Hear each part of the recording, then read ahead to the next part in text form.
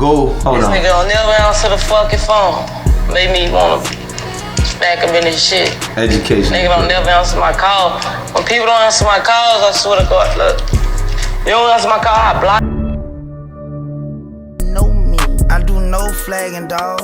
Been snapping, dog. And on Zeta to the feet up, I be zigzagging, dog. Tootie Raww does it again. Tootie Raww gonna live the legacy of Boosie for real, man. I did a video saying I rock with both sides of the TBG and, you know, the NBA and them and shit. You know, I don't pick no sides, but Tootie Raww going brazy, bro. Apparently, he done dissed the guys again in another video, and he's going for a Lil Ivy Jr. because Lil Ivy Jr. talking spicy too. Now, before I get started with this video, let me at least show y'all what video I'm talking about.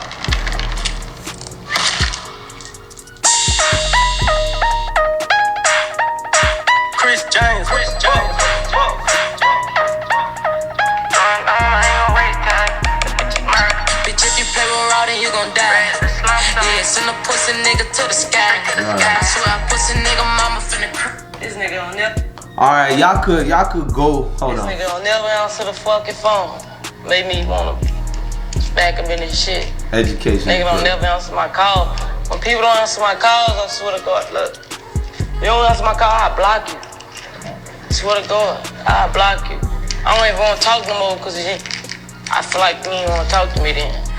You can't be doing that because like educational purpose, man. Like, okay, Tootie Raww clearly is in the midst of an up and down situation he got going. Folks is saying his people name and he ain't going for it. So Tootie Raww got to make an example. Now that example could be anybody involved. Anybody could get it. Everybody could get it.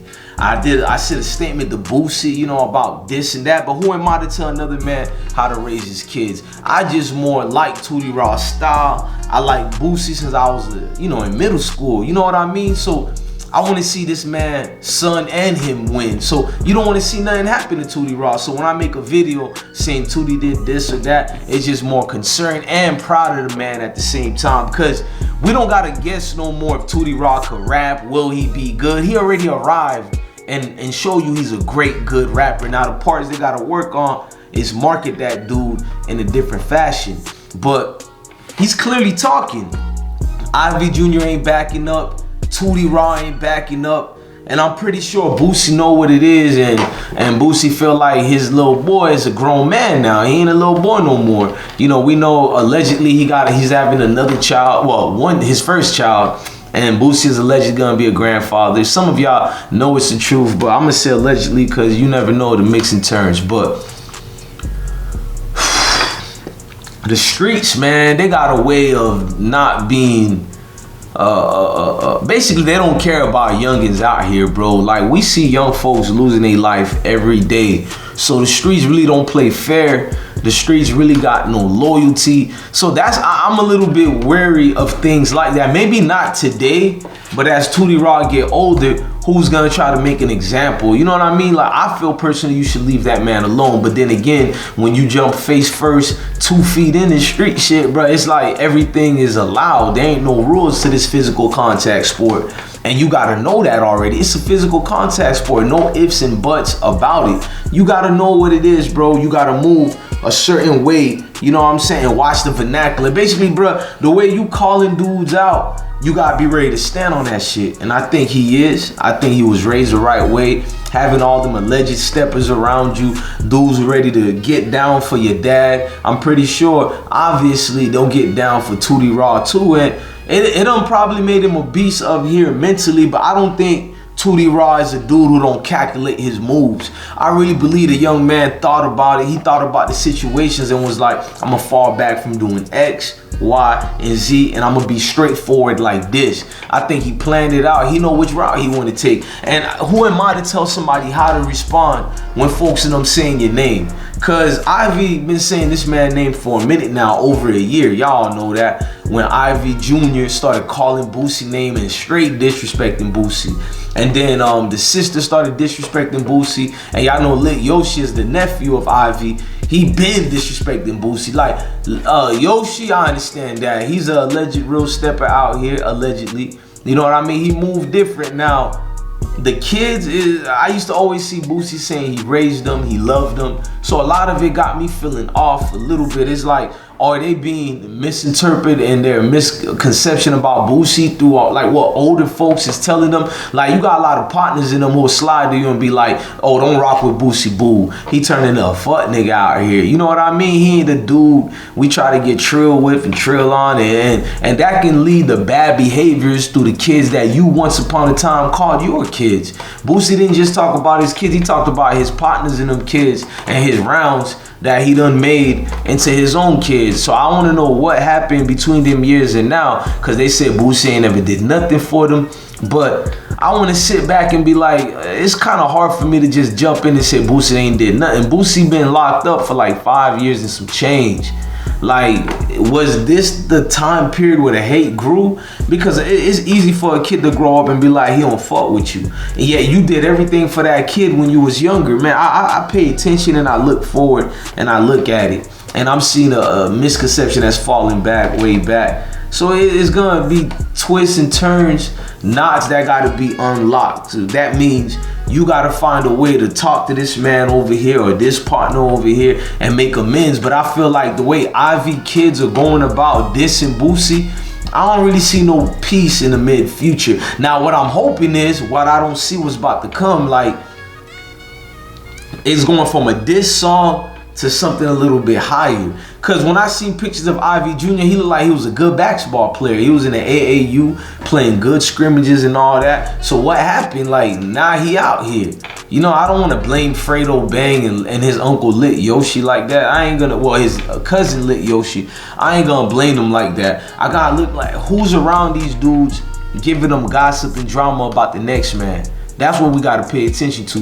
Who's telling them that Boosie didn't do this? And they're like, how the hell you gonna know what I did for you when you wasn't even old enough to understand your A, B's, and C's? You know what I mean?